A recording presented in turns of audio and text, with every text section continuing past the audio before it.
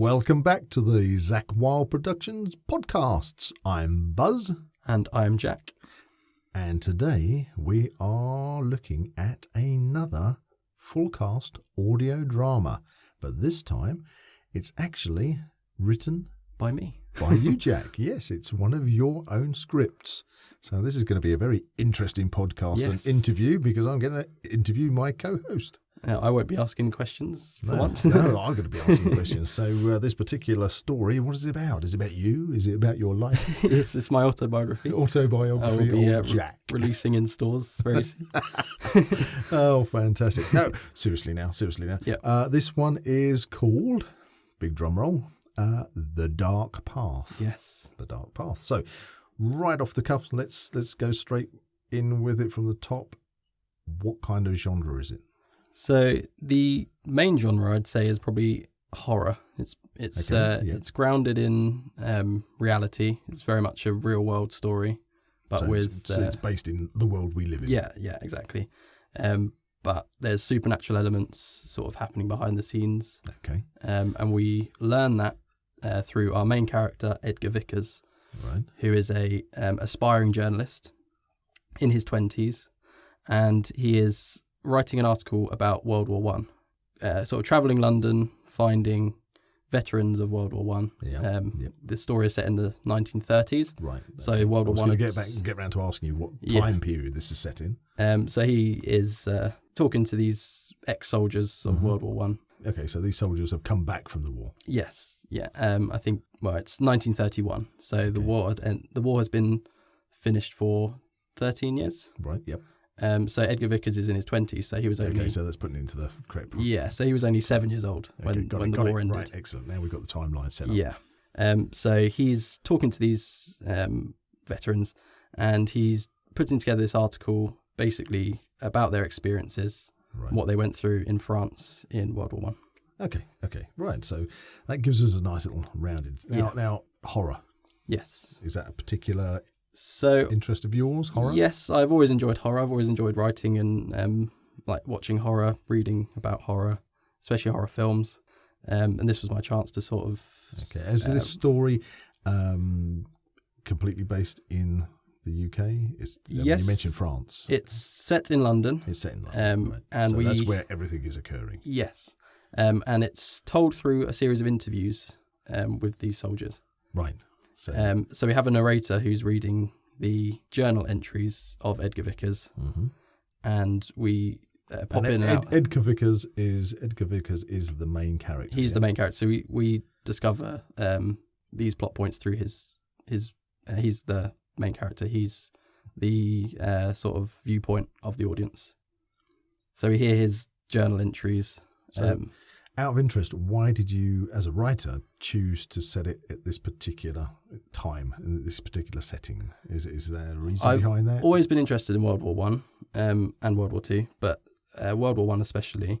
And I've always liked sort of hearing the stories of soldiers and what they went through because it was such a sort of horrifying experience for them. And I'm of the age now where I would have been involved in that sort of thing. You would have been off to war. Yeah. No doubt about that. So I found that very interesting, especially watching documentaries and that sort of thing.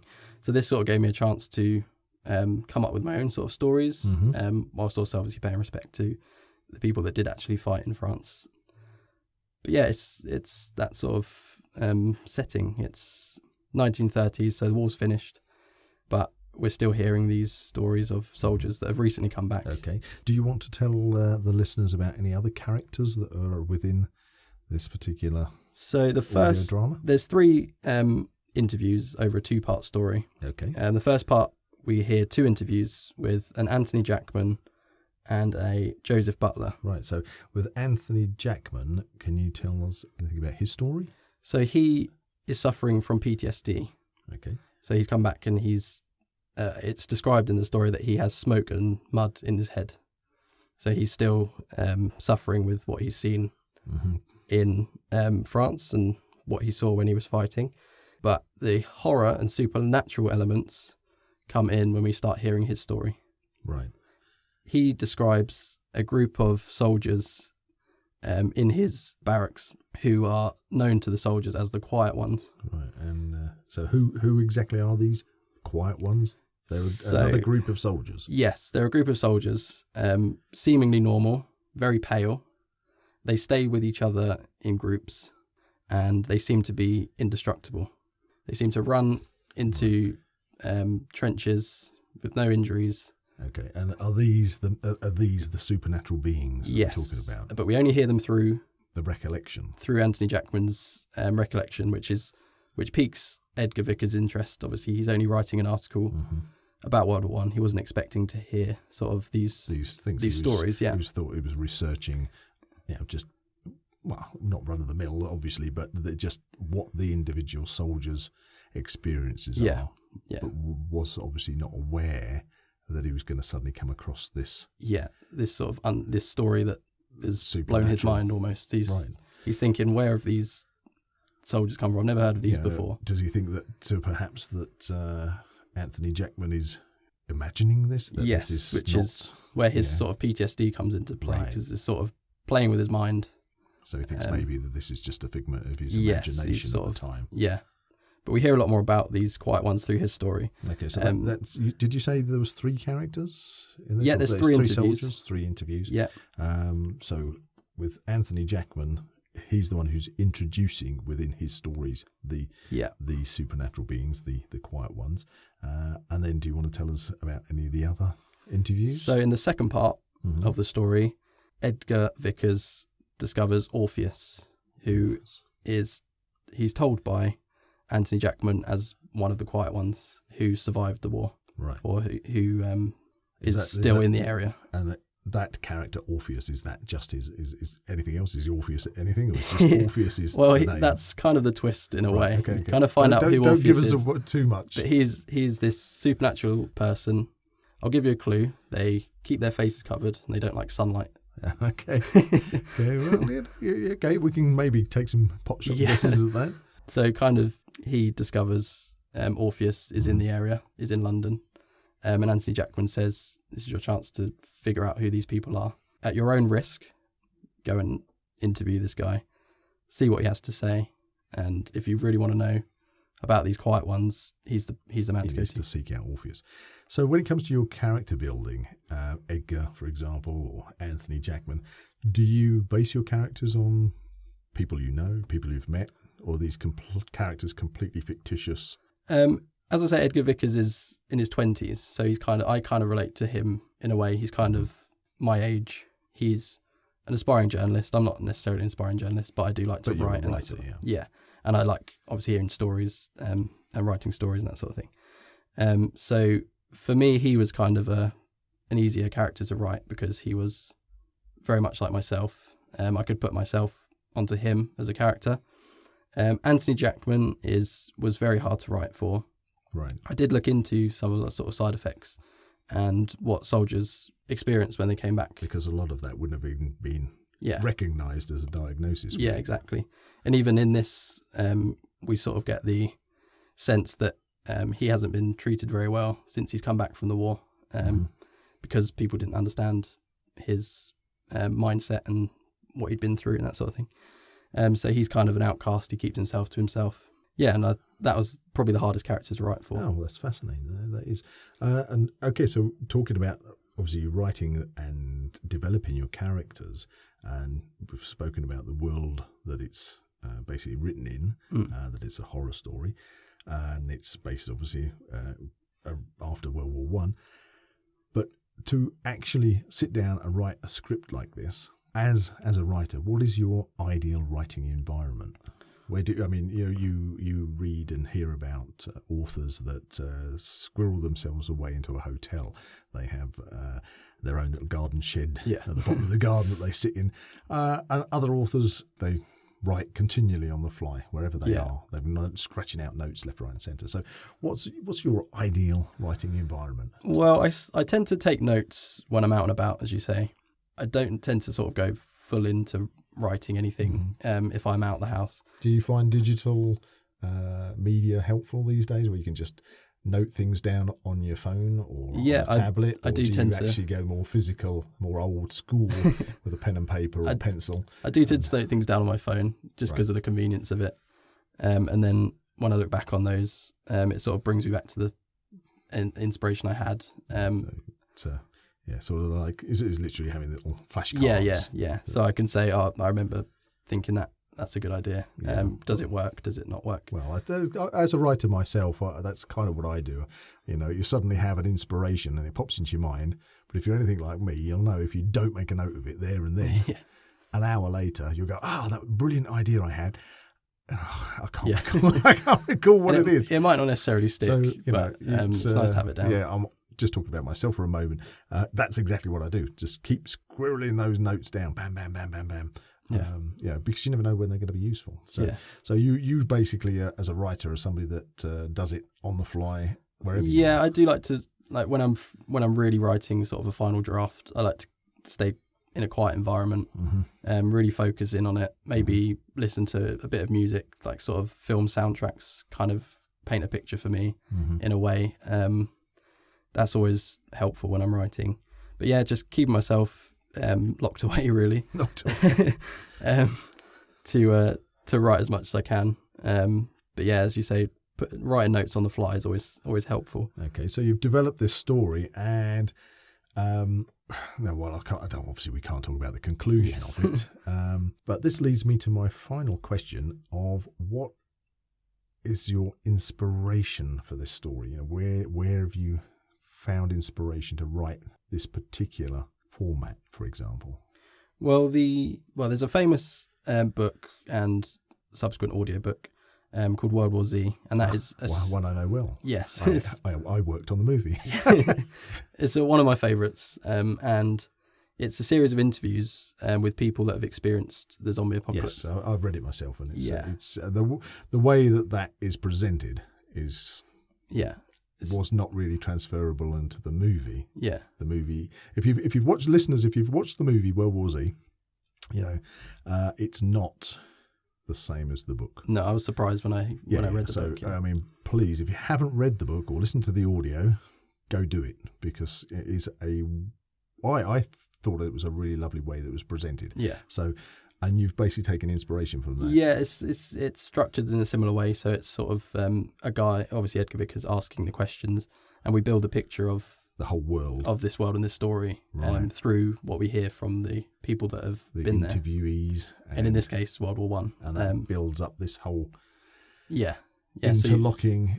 So although you've got 3 interviewees, and each of their individual stories, crossover, I take it. Yes. So the first interview is Joseph Butler, and he mentions Anthony Jackman as a friend of his during the war, and that he's still in London. Fellow soldier, yeah. So that brings him to Anthony Jackman, who subsequently tells him about Orpheus. So you take these 3 individual accounts, and then suddenly that. But gradually over the interviews, we start to connect the dots together. Some of the things that were said early on may not have made much sense. And then when it's expanded upon in the next interview. So by the end of this particular audio drama, it's suddenly all drops into place. Yeah, so Orpheus is the key to that. He sort of plugs everything together. Right. You may have heard one side of a story that may paint the character to be bad, and then you'll hear another side of the story and you'll realise that they always say actually it was 2 sides to every story. Actually it was done in good intention. Oh, that's an absolutely brilliant way to write it down. I really look forward to this. So when is this? Is it in production already? Is it going? Do you think this is going to start to be recorded if it hasn't already started to be recorded? Well, the script is done. The script is written, and I'm happy with it. So that's a good start. Obviously, Zak Wylde Productions is a fantastic platform to be able to put this script forward and get it made into a... As with all the audio dramas, I suppose the next thing is we've got to look at the characters. Look at the voice actors that are going to suit those characters. Suiting the characters, bring those characters to life. And then go through the normal stages of having a nice sit down, rehearsal, read through. Are you open to, if you found that outside of reading it, that things needed to be changed to make it come off the page and into an audio drama? There's open to changing things if needs be. There's a couple of lines I sort of tweaked because they didn't sound. I'd sort of read them out and think that they didn't quite sound natural enough. Okay. And because they're interviews, like the sort of situation we're in now, it's it's not scripted. It's just it's off the fly. Off the cuff. So things are a bit more sporadic. Whereas writing a script, like sort of narration, it follows a structure, and you hear things in a certain order. Very well. That's going to be. If that made any sense. Well, it did to me, but I'm used to being around the table doing the rehearsal read-throughs, and then obviously taking it the next stage into the actual sound studio, into the booth and recording. But even sort of when we come to read it as a sort of rehearsal, maybe then I'll start to tweak a couple of lines. Yeah, well, I often find that's the case. Yeah. When you actually vocalise things and the voice actors, because we are actors. I mean, you are using your voice, but you'll inevitably, if you like our famous mystery man out there in the gallery watching us through the window, he can't help but see us gesticulating with our hands. Yeah. And when you become a character, you do exactly that. Yeah. You don't just do the voice. You the whole of you becomes that character for the time that you're doing it. And when you're doing the rehearsal read through, should I say, when we're doing that, the characters start to come off the page. Yeah. And of course, sometimes, well, quite often, you find those characters develop more in a very pleasing way.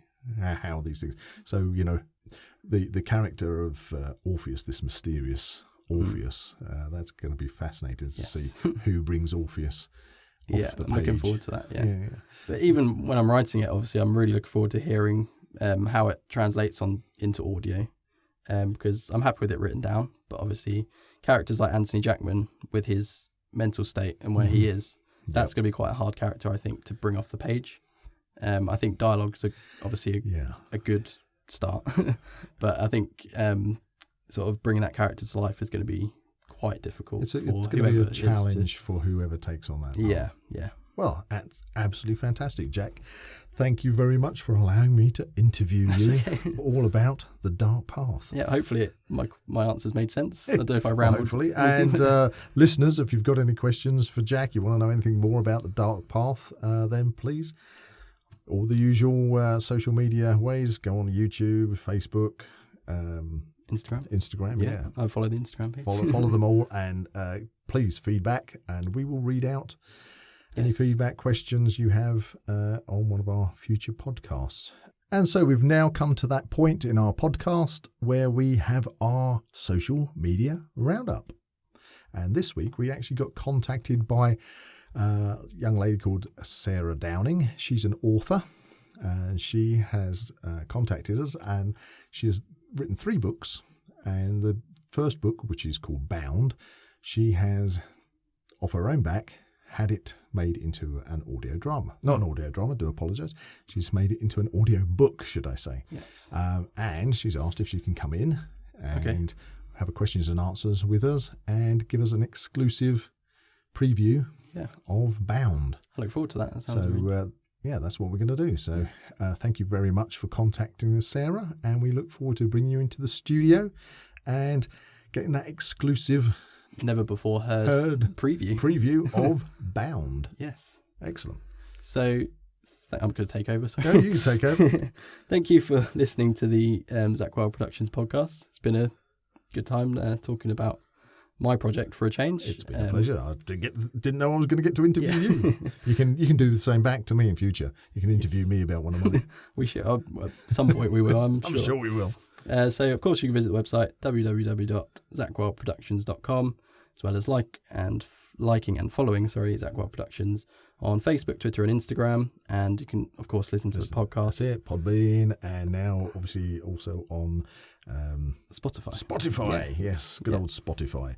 So anyway, thank you very much, ladies and gentlemen, for listening to us, and that just leaves us with one more thing to say. Cue the jingle.